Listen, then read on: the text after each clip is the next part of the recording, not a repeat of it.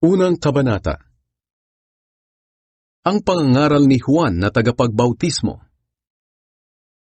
Ito ang magandang balita tungkol kay Hesukristo na anak ng Diyos. Nagsimula ito nang matupad ang isinulat ni Propeta Isaias tungkol sa sinabi ng Diyos sa kaniyang anak. Ipapadala ko ang aking mensahero. Mauuna siya sa iyo upang ihanda ang dadaanan mo.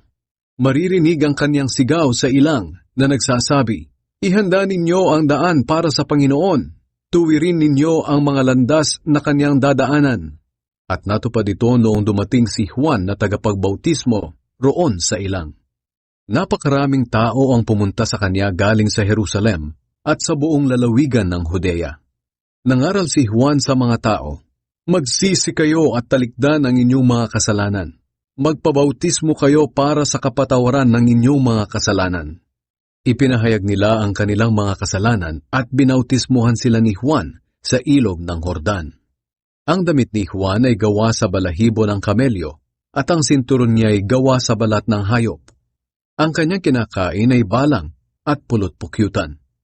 Ito ang ipinapahayag niya, may isang darating na kasunod ko, mas makapangyarihan siya kaysa sa akin, at hindi man lang ako karapat-dapat na maging alipin niya. Pinabautismuhan ko kayo sa tubig, ngunit babautismuhan niya kayo sa banal na Espiritu. Ang pagbautismo at pagtukso kay Jesus. Sa panahong iyon, dumating si Jesus mula sa Nazaret, na sakop ng Galilea, at nagpabautismo kay Juan sa ilog ng Jordan. Pagkaahon ni Jesus sa tubig, nakita niyang bumukas ang langit at bumaba sa kanya ang banal na Espiritu, tulad ng isang kalapati. At may boses na narinig mula sa langit na nagsabi, ikaw ang minamahal kong anak, na lubos kong kinalulugdan. At noon din ay pinapunta siya ng banal na Espiritu sa ilang. Nanatili siya roon ng 40 araw na tinutukso ni Satanas. May mababangis na hayop doon, pero tinulungan si Jesus ng mga anghel. Tinawag ni Jesus ang 4 na mangingisda. Nang mabilanggo si Juan na tagapagbautismo, pumunta si Jesus sa Galilea at ipinangaral doon ang magandang balita na mula sa Diyos. Sinabi niya, dumating na ang takdang panahon. Malapit na ang paghahari ng Diyos. Pagsisihan na ninyo ang inyong mga kasalanan at maniwala kayo sa magandang balita. Isang araw, habang naglalakad si Jesus sa tabi ng lawa ng Galilea, nakita niya ang magkapatid na mangingisdang sina Simon at Andres. Nagahagi sila ng lambat. Sinabi ni Jesus sa kanila, sumunod kayo sa akin at gagawin ko kayong mangingisda ng mga tao. Iniwan nila agad ang kanilang mga lambat at sumunod sa kanya. Nagpatuloy si Jesus sa paglalakad at sa di kalayuan ay nakita naman niya ang 2 anak ni Zebedee na sina Santiago at Juan na nag-aayos ng kanilang lambat sa bangka nila. Agad silang tinawag ni Jesus. Iniwan nila sa bangka ang ama nilang si Zebedee at ang mga tauhan nila at sumunod kay Jesus. Ang taong sinaniban ng masamang espiritu. Pumunta sina Jesus sa Capernaum. Ang araw ng pamamahinga, pumunta sila sa sambahan ng mga Hudyo at doon ay nangaral si Jesus. Namangha ang mga tao sa mga aral niya dahil nangangaral siya ng may autoridad, hindi tulad ng mga tagapagturo ng kautusan. May isang tao roon na sinasaniban ng masamang espiritu ang biglang nagsisigaw, ano ang pakialam mo sa amin, Jesus na taga Nazaret? Naparito ka ba upang puksain kami? Kilala kita. Ikaw ang banal na sugo ng Diyos. Pero sinaway ni Jesus ang masamang espiritu. Tumahimik ka at lumabas sa kanya.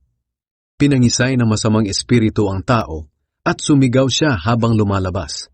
Namangha ang lahat ng naroon at sinabi nila sa isa't isa, ano ito? Isang bagong aral na may kapangyarihan. Pati ang masasamang espiritu ay nauutusan niya at sumusunod sila. At mabilis na kumalat ang balita tungkol kay Jesus sa buong Galilea.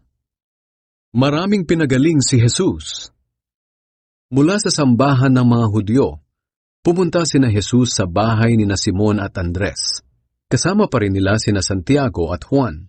Nakahiga noon ang biyanang babae ni Simon dahil nilalagnat. Sinabi agad nila ito kay Jesus. Nilapitan ni Jesus ang may sakit. Hinawakan ang kamay nito at ibinangon. Biglang nawala ang lagnat ng babae at pinagsilbihan niya sina Jesus.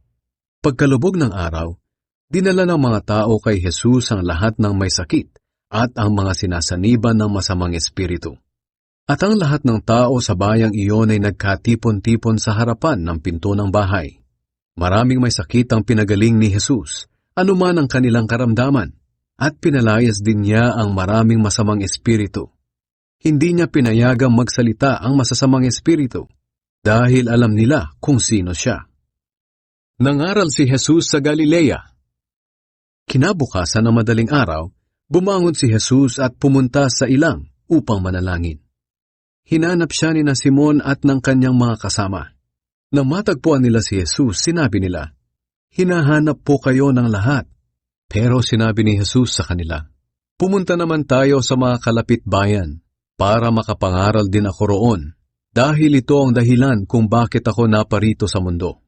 Kaya nilibot ni Jesus ang buong Galilea at nangaral siya sa mga sambahan ng mga Hudyo at nagpalayas ng masasamang espiritu sa mga taong sinaniban ng mga ito.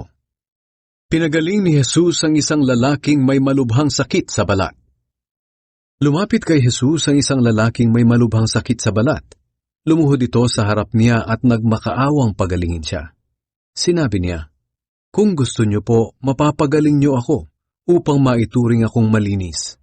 Naawa si Jesus sa kanya, kaya hinawakan siya ni Jesus at sinabi, "Gusto ko, luminis ka." Gumaling agad ang sakit niya at siya ay luminis.